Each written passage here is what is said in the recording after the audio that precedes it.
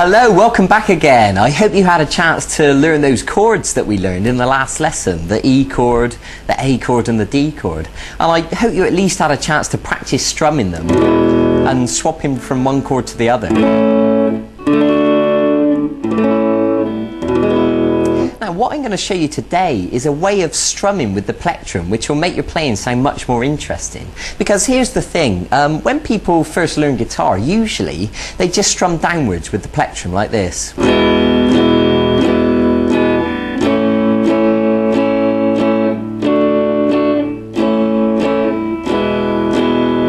And that's okay, but after a while you'll find that that starts to sound quite boring. So what I want to do is give you a more interesting strumming pattern that will make it sound a lot more alive. And also I'm going to show you a new chord today. It's the G chord.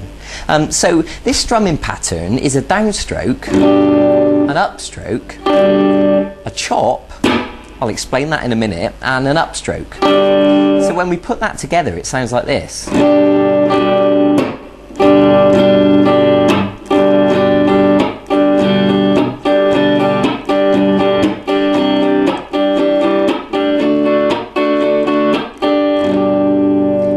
And you can see that it gives it a more interesting sound because the chop is quite percussive. To me it sounds a little bit like a drum kit when the drummer hits the snare, especially if you're the sort of person that might be busking on your own or playing acoustic guitar. Then it's really going to be useful for you to get used to this strumming pattern, and it will make your playing sound much better.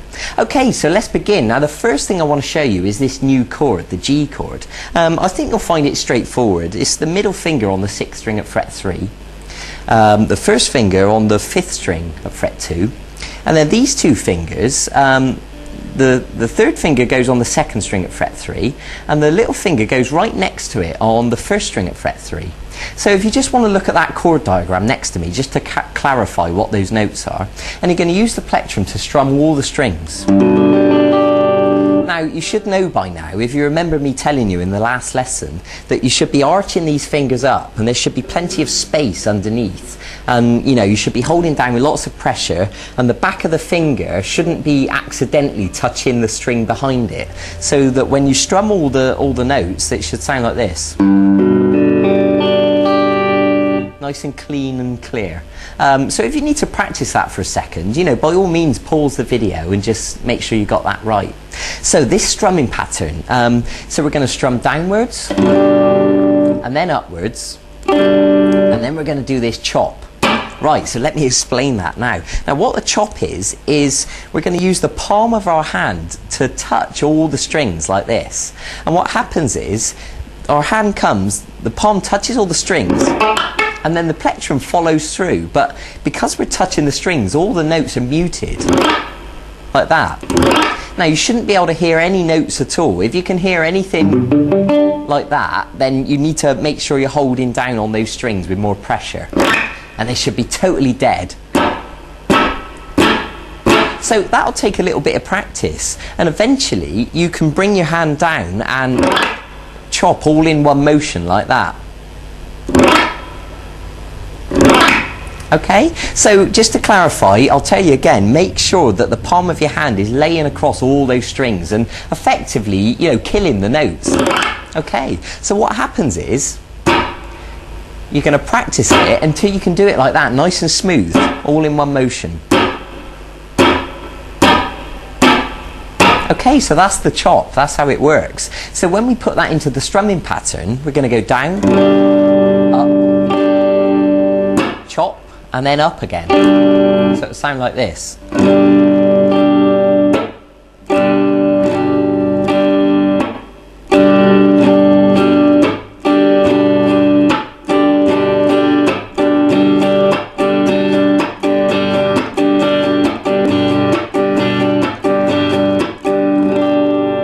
Okay, now it's easier said than done. I expect that'll take you quite a bit of time to practice that. I mean, I know it takes my students quite a while before they really get the hang of it. So that's brilliant. So go easy on yourself. Don't give yourself any pressure to be able to play that straight away. Be patient with yourself. Stop the video. In fact, watch the video several times if you need to. That's fine. Okay, so, and also once you've practiced that, you can apply it to the other chords that you know. You can do it on the E chord. and the A, and the D.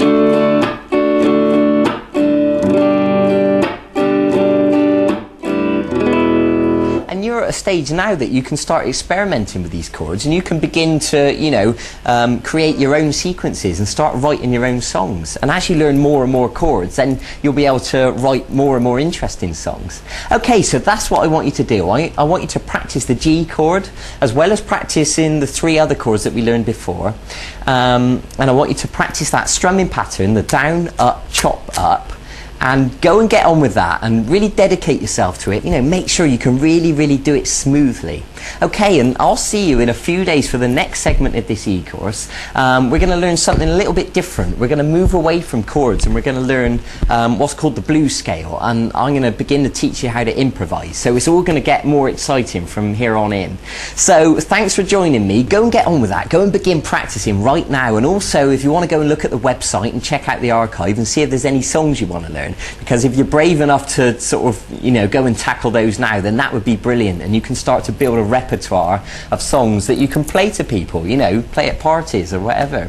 So, thanks for joining me. I'll see you in a few days for the next segment of this course. Bye-bye.